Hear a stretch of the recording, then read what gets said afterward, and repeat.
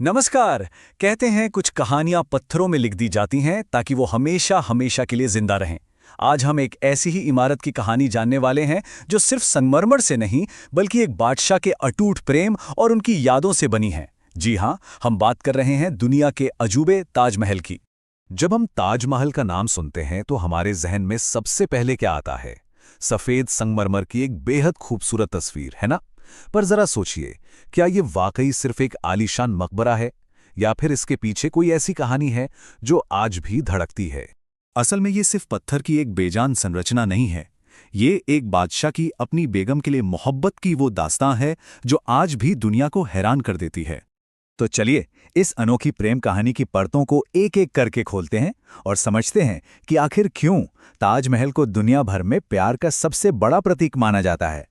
तो सबसे पहले ये समझते हैं कि ताजमहल आखिर है क्या। ये आगरा में यमुना नदी के किनारे बना सफेद मकराना संगमरमर का एक शानदार मकबरा है। पर इसकी पहचान सिर्फ इतनी ही नहीं है, ये दुनिया के 7 अजूबों में से एक होने का गौरव भी रखता है। अब उस कहानी की तरफ चलते हैं जिसने इस शानदार स्मारक को जन्म दिया। ये किसी बादशाह का हुक्म नहीं बल्कि एक टूटे हुए दिल से निकला वादा था। इस अमर प्रेम कहानी के नायक हैं मुगल बादशाह शाहजहां और उनकी प्रेरणा थी उनकी सबसे प्यारी बेगम मुमताज महल। कहते हैं कि मुमताज महल सिर्फ उनकी पत्नी ही नहीं बल्कि उनकी सबसे अच्छी दोस्त और सलाहकार भी थीं। लेकिन फिर साल 1631 में इस कहानी में एक बेहद दर्दनाक मोड़ आया। अपनी 14वीं संतान को जन्म देते वक्त मुमताज महल की मौत हो गई। कहा जाता है कि शाहजहां इस सदमे से पूरी तरह टूट गए थे और तभी उन्होंने अपनी बेगम की याद में एक ऐसा मकबरा बनाने का वादा किया जैसा दुनिया में पहले कभी ना बना हो। बस इसी वादे के साथ 1632 में ताजमहल की नींव रखी गई। वादा तो हो गया था, लेकिन इस सपने को हकीकत बनाना कोई आसान काम नहीं था। जरा सोचिए, उस दौर में ऐसा कुछ बनाना कितनी बड़ी चुनौती रही होगी। तो चलिए अब जानते हैं इसके बनने की दिलचस्प कहानी। ये कोई छोटा मोटा काम नहीं था। इस बेमिसाल इमारत को खड़ा करने में पूरे 22 साल लगे। सोचिए, 2 दशकों से भी ज्यादा का वक्त सिर्फ एक सपने को, एक वादे को पूरा करने में लगा दिया गया। और इस सपने को सच करने के लिए हिंदुस्तान और मध्य एशिया के कोने कोने से लगभग 20,000 कारीगरों और मजदूरों ने दिन रात एक कर दिया था। इसकी खूबसूरती सिर्फ सफेद संगमरमर तक ही सीमित नहीं थी। शहंशाह का हुक्म था कि दुनिया के बेहतरीन नगीने इसमें जड़े जाएं। तो इसकी दीवारों को सजाने के लिए चीन, तिब्बत और अफगानिस्तान जैसी जगहों से 28 तरह के कीमती पत्थर मंगवाए गए थे।